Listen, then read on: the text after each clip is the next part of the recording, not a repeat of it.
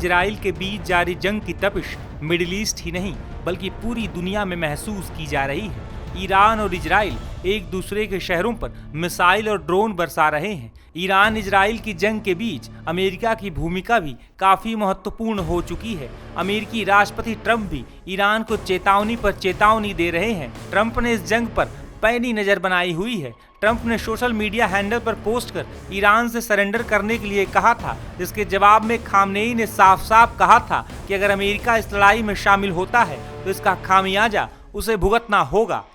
Israel Iran की जंग में अमेरिका के भी शामिल होने की अटकलें लग रही हैं। हालांकि इस बीच व्हाइट हाउस की तरफ से बड़ा ऐलान किया गया है। व्हाइट हाउस की प्रेस सचिव कैरोलिन लेविट ने राष्ट्रपति ट्रंप के हवाले से कहा है कि ईरान के साथ बातचीत होने या ना होने की पर्याप्त संभावना है और इस बात को ध्यान में रखते हुए आने वाले 2 हफ्तों में अमेरिका तय करेगा कि उसे इस जंग का हिस्सा बनना है या नहीं। दरअसल अमेरिका अभी भी ईरान को समय दे रहा है कि वो शर्त मान ले और परमाणु शक्ति बनने की जिद छोड़ दे। लेकिन अगर ईरान ये शर्त नहीं मानता है और पीछे नहीं हटता है तो फिर अगले 2 हफ्ते में ट्रंप इस जंग में अमेरिका की कूदने का ऐलान कर सकते हैं। गौरतलब है कि पिछले करीब 1 हफ्ते से ईरान और इजराइल के बीच वार पलटवार का सिलसिला जारी है। दोनों एक दूसरे के शहरों को निशाना बना रहे हैं। कभी तेल अवीव में ईरानी मिसाइलें तबाही मचा रही हैं तो कभी इजराइल की मिसाइलें ईरानी शहरों में कोहराम मचा रही हैं। अमेरिका और ईरान के सर्वोच्च नेता अयातुल्ला अली खामनेई को भी इजराइल और अमेरिका लगातार चेतावनी दे रहे हैं। अगर खामनेई को माना उन्होंने एक वॉर गोल डिक्लेयर करा है तो ये एक तरह का खतरा और बढ़ता है। ऑलरेडी बहुत खतरा है, ऑलरेडी बहुत जान माल का नुकसान हो रहा है और पूरे रीजन में होने के चांसेस हैं। और इसके ऊपर अगर खामनेई को बात तो थी कि खामनेई को मार सकते हैं, ट्रंप भी कह रहा था हमें पता है कहाँ है, मरवा सकते हैं इसे, बट जब ये कह देना कि हमारा वॉर गोल है ये एक अलग बात हो जाती है। अभी फिलहाल के लिए इजराइल को नुकसान हो रहा है कुछ, जितना इजराइल ने सोचा नहीं था। ईरान के कुछ मिसाइल्स गिर रहे हैं। ईरान जितने मिसाइल फेंक रहा है उनमें से करीब 90% ध्वस्त हो जा रहे हैं, बट 10% करीब अंदाजन इजराइल में गिर रहे हैं। इजराइल प्रेशर में है और उधर अमेरिका ने भी डिले कर दिया है। ट्रंप ने बोल दिया मैं 2 हफ्ते बाद ही कुछ सोचूंगा। तो इस दौरान अगर इजराइल में और अटैक्स होते रहे और इजराइल को नुकसान होता रहा तो चांस है कि इजराइल पूरी की पूरी कोशिश कर सकता है खामनेई को मारने की। और अगर वो कोशिश करेगा और अगर वो सक्सीड हो गया तो ये जो जंग है ये एक अलग ही लेवल पे और हो जाएगी।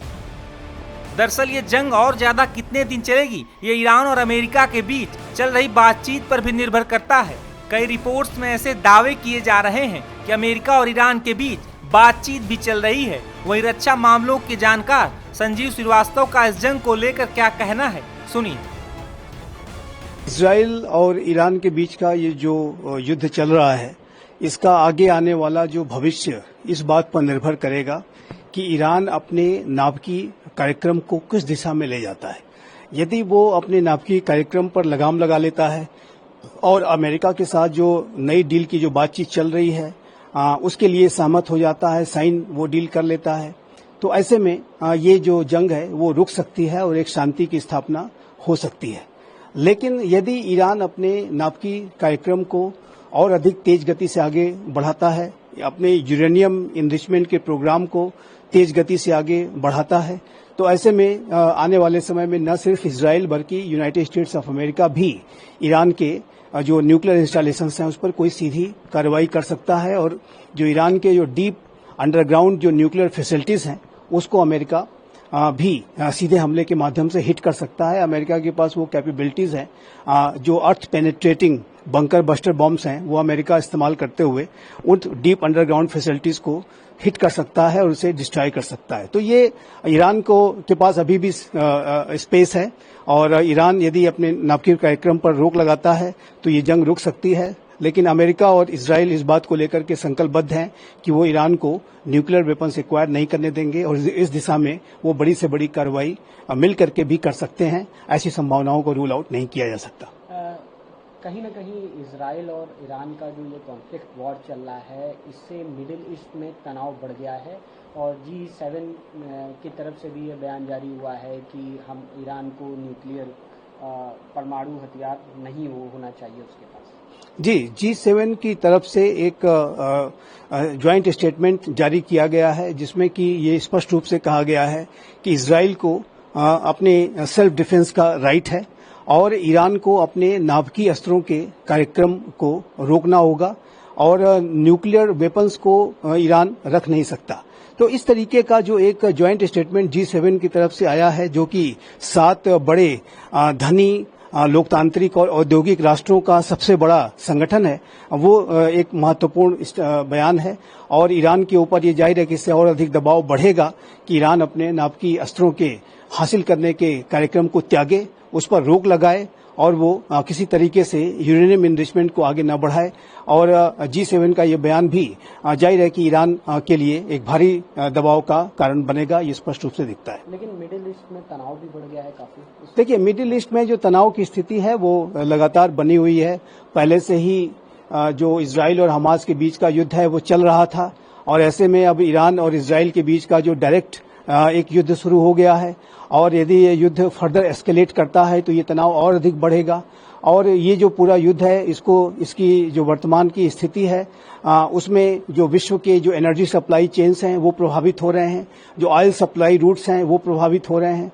और यदि इस युद्ध का एस्केलेशन होता है, स्टेट ऑफ हॉर्मुज को यदि ईरान ब्लॉक कर देता है तो ऐसे में जो ऑयल सप्लाई रूट्स हैं वो गहरे तरीके से बाधित होंगे और ऐसे में जो पूरे विश्व के एनर्जी सप्लाई चेन्स पर इसका नकारात्मक असर पड़ेगा। तेल के जो दाम हैं वो और अधिक बढ़ेंगे। तो ये जो स्पष्ट रूप से दिखता है कि वर्तमान समय में जो इजराइल और ईरान के बीच के युद्ध की वजह से पूरे मिडिल ईस्ट रीजन में एक व्यापक तनाव की स्थिति व्याप्त हो गई है और ये तनाव आने वाले समय में ईरान का यदि यूरेनियम इनरिचमेंट का प्रोग्राम और अधिक आगे बढ़ता है तो ये तनाव और अधिक गहरा सकता है और इससे जाहिर है कि पूरा विश्व भी प्रभावित होगा। भारत तो इससे प्रभावित निसंदेह होगा ही। नेतन्याहू ने कहा है कि खामेनेई जो ईरान का सबसे बड़ा लीडर है उसकी हत्या से ही ये विवाद खत्म होगा। देखिए, इसमें कोई दो राय नहीं होना चाहिए कि इजराइल का जो अल्टीमेट लक्ष्य है वो ईरान में रिजीम चेंज को कराने का है, क्योंकि नेतन्याहू इस बात को मानते हैं कि जो ईरान की जो इस्लामिक रिजीम है वो पूरे इजराइल के अस्तित्व के लिए खतरा का कारण बन सकती है। और जो ईरान में जो 1979 के इस्लामिक रिवॉल्यूशन के पहले जो शाह का शासन था उसके तरह से वहां पर वो शासन स्थापित करने की मंशा इजराइल भी रखता है और अमेरिका भी रखता है और दोनों ही इस बात की कोशिश करते हैं कि ईरान में किस तरीके से ये जो इस्लामिक शासन है वो समाप्त हो, वहां पर लोग रिजीम चेंज करें और इसके लिए दोनों प्रयास करते हैं। तो ये बेंजामिन नेतन्याहू का उसमें ये मानना है कि यदि सुप्रीम लीडर अयातुल्लाह खामनेई को एलिमिनेट कर दिया जाता है तो ऐसे में रिजीम चेंज को कराने में आसानी होगी। लेकिन ऐसी रिपोर्ट्स हैं कि डोनाल्ड ट्रंप ने ऐसे किसी भी प्लान पर इजराइल को एक्शन लेने से रोका है क्योंकि इस समय अमेरिका और ईरान के बीच में एक न्यूक्लियर डील नेगोशिएट हो रही है और यदि ईरान इसके लिए मान जाता है तो संभव है कि इजराइल को ऐसा किसी बड़े ऑपरेशन को करने में अमेरिका उसे गो हेड न दे और उसको इस पूरी प्रक्रिया करने से रोके। लेकिन इसमें कोई दो राय नहीं होना चाहिए कि इजराइल का जो अल्टीमेट गोल है वो ईरान में रिजीम चेंज को कराने का है और इसके लिए जो इजराइल समय समय पर अपने जो प्रयास हैं या साजिशें हैं वो अवश्य करता है। अमेरिका भी इस मंसूबे को रखता है और अमेरिका भी ये चाहता है कि जो 1979 का जो इस्लामिक रिवॉल्यूशन हुआ था उसके पहले की जो ईरान में स्थिति थी, शाह का जो शासन था वैसे ही स्थापित हो और अमेरिका के अंदर भी जो 1979 के इस्लामिक रिवॉल्यूशन की वजह से जो वहां के अमेरिकन एम्बेसी की जो लंबे समय तक सीज हुई थी उसकी जो टीस है वो अमेरिका के अंदर भी रहती है। तो अमेरिका भी चाहता है कि वहां पर रिजीम चेंज हो और फिर से ईरान वैसा ही बने जैसा कि शाह के समय में का ईरान था।